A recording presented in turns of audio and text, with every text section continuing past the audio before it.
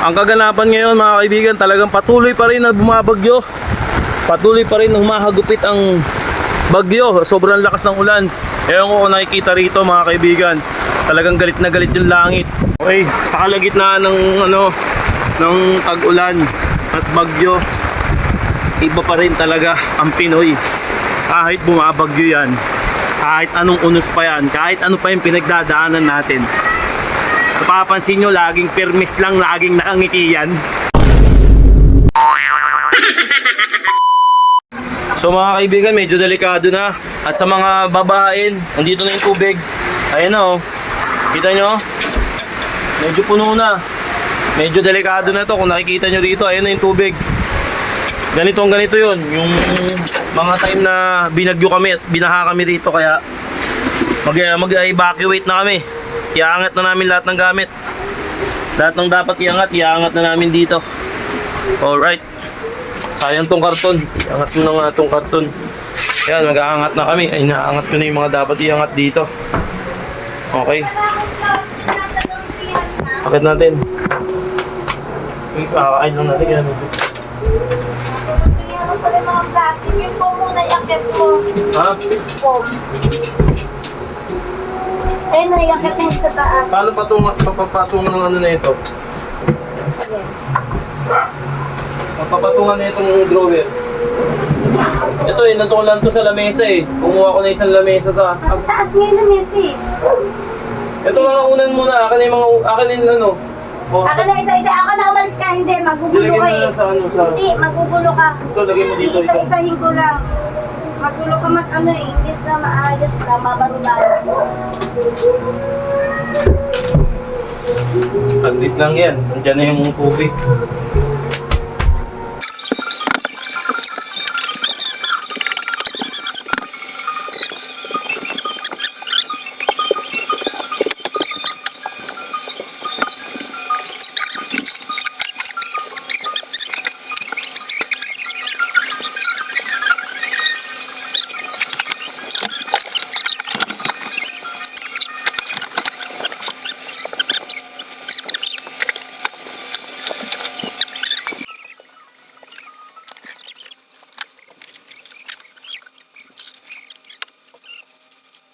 Gusto ko pa semento. So mga kaibigan, pangalawang pagkakataon na to. At alam na namin yung gagawin namin. Na-training na kami. Okay, pakita ko lang sa inyo yung lugar na binaba. Ito yun, oh. Hindi, kahit walang ginagawa yan. Ito mga kaibigan, oh. Ayan na yung tubig. Ayan na. Ayan na. Hanggang dun. Grabe yan, oh. It's raining in Manila, di ka pa maririnig. Yeah, diba? Ito yung bahay namin. Ayun, lubog na yung tindahan ko. Ayan, oh. Lubog na.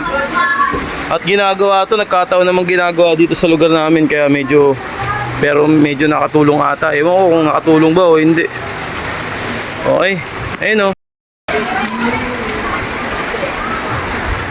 Muntik na yan, oh. Oh. It's raining in Manila, di ka pa naririnig. Nababasa na yung ano ko, yung camera ko, yung cellphone ko, pero para sa inyo, ayun, oh. Ganyang kalakas yung ulan, mga kaibigan. Alam nyo, ano pa tayo, maswerte pa tayo kasi alam nyo kung bakit. Ang Bicol, talagang grabe ron. Talagang sila ang pinakang mata ng bagyo. Tayo parang hagip-hagip lang tayo. Kaya ipagpasalamat pa rin natin yung natatamasa natin ngayon. Tinatamasa natin. Thank you, Lord! Hallelujah! Okay? Gusto nyo naman. Warrior, di ba? Warrior yung mga bata. Ibang klase, oh. It's a raining in Manila, di ka pa naririnig. Lupit to. O ba? Baka swimming pool yan. Baka swimming pool yan. So mga kaibigan, ito na nga ang kaganapan. Inantay na namin umapa, wala tayong magagawa, kalikasan yan eh. Naiangat na rin namin yung mga gamit namin. Ayun o, naiangat na rin namin. Iangat mo muna. Yung ano? Doon. Angat na raw natin to. Okay, sige, angat natin. Angat natin. Ganyan ang kaganapan dito mga kaibigan sa bahay namin. Talagang, pag talagang hinagupit na bagyo, wala tayong magagawa. Talagang, ayan ang nakakapalaran. Kaya wag natin sisisihin. Wag tayong magsisisi ng kung sino man. Kasi yun yung nakatadhana.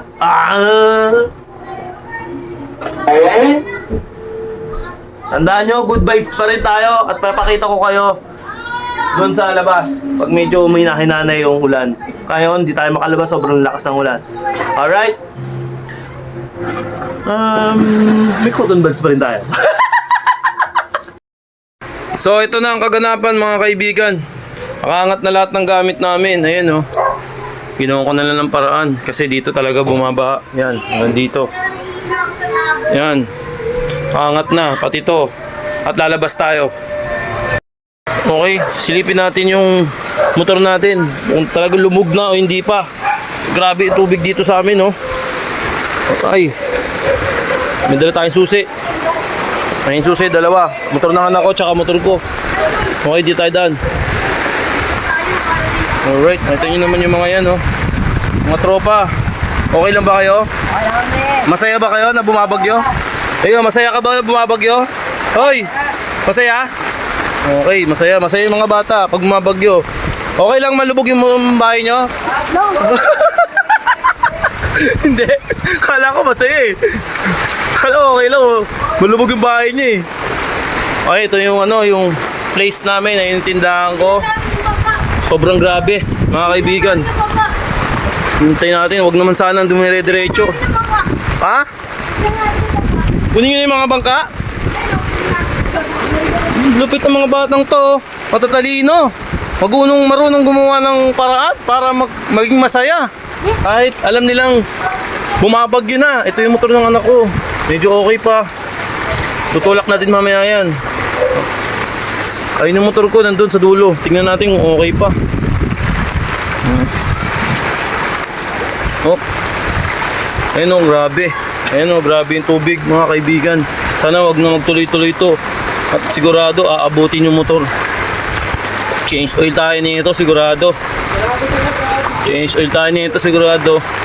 Ito yung motor ko. Oh. Medyo hanggang ano lang pa lang naman to. Talampakan. Pero wala tayong magagawa. Sa natin ito yung motor ko. Safe pa lang, no? Baka safe yan. Oh. Di ba?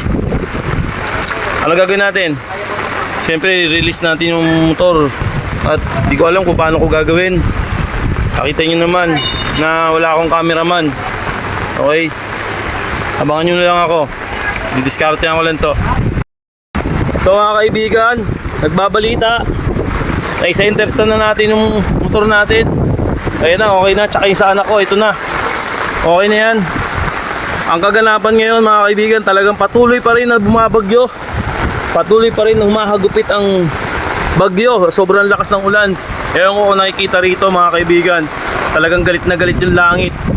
Oh, at kayo, lahat ng mga tao sigurado makasalanan.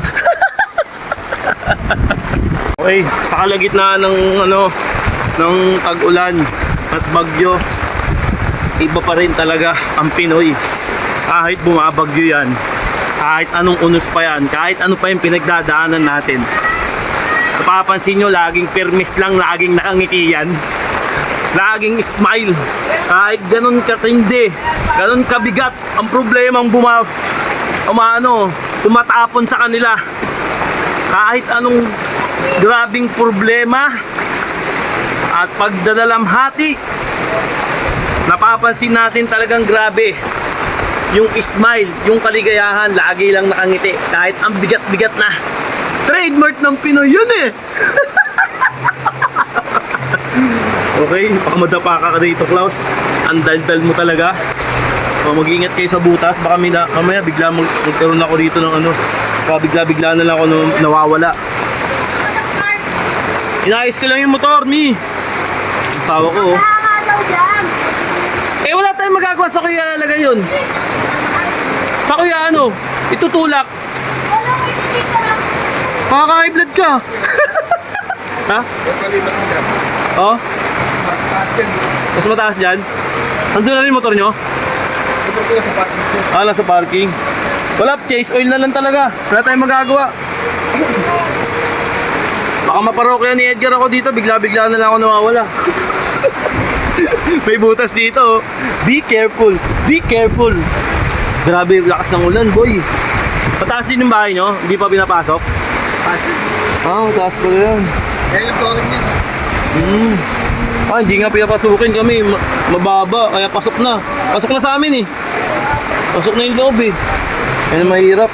Pangalawang beses na to sa isang taon. Pangalawang beses nang may pumapasok sa amin. At nag-aagahan pa. Nakikikapitbahay. Ano pangalan ng bagyo? Christine. Si Christine ano na naman. Nakipasok na naman sa may bahay na may bahay. Walang yaya no. Walang yaya. Dalawang beses na may pumapasok sa amin na na bagyo ah. Walang pahintulot ah. Bastos eh. Hindi man lang kumakatok, dire-diretso. Ay, patay na tayo. Tayo mo daw sa pagkakaya ay daan. Ha? A few moments later. So mga kaibigan, natapos na ako sa wakas maglimas. 2:00 na ng madaling araw. Kung nakikita niyo sa video, sa ano. Nakikita ba? Tingnan natin. Ay, makita, ayun. 2:21. Pailawin natin. Iyon. 2:21. Ayun, no? Hindi ko na sa inyo pinakita yung video kasi masyadong matagal yung proseso. Magpa-fast forward na naman ako. Kaya tingnan niyo yung tsura ko. Pagod na pagod ako pero worth it. Kaya sa lahat ng mga binagyo, mga kapwa ako naglimas. Grabe yung training. Nakakuha ko ng mga training. Pangalawa ko na to. Pangalawang limas ko na to kaya medyo may alam na tayo, medyo alam na natin kung paano maglimas. Yung diskarte at yung technique, yan tawag. Yan, naging na rin namin yung mga gamit. Naka-set up na, kumbaga na ibaba na namin. At thank you Lord na hindi tayo binagyo dito sa Pasay.